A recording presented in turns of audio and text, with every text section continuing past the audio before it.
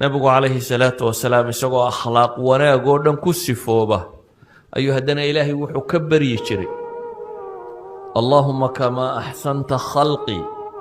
fa axsin khuluqii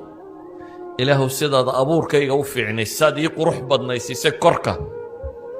gudahana iiga qurux badnaysii waa dhaqanka bini aadamku qofku two personalities buu leeyahy midi waa muuqaalkan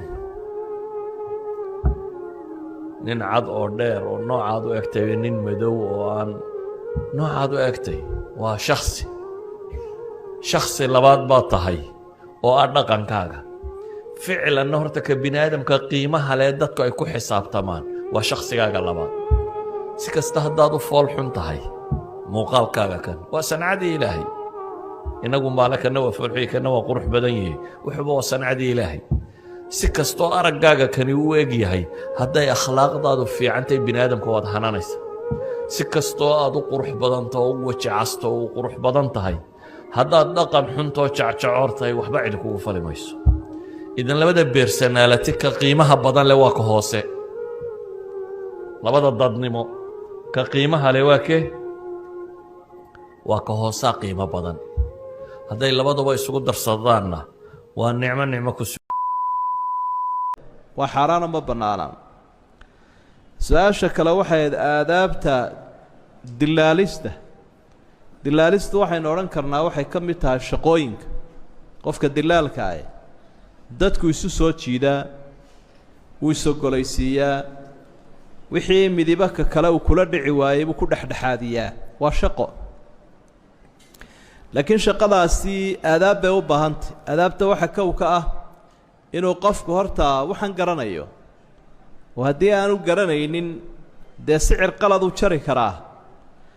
oo labadii qof kala fogeeyaba shayganoo laga yaabo 10 kun inuu yahay buu 20 kun ku sheegayaa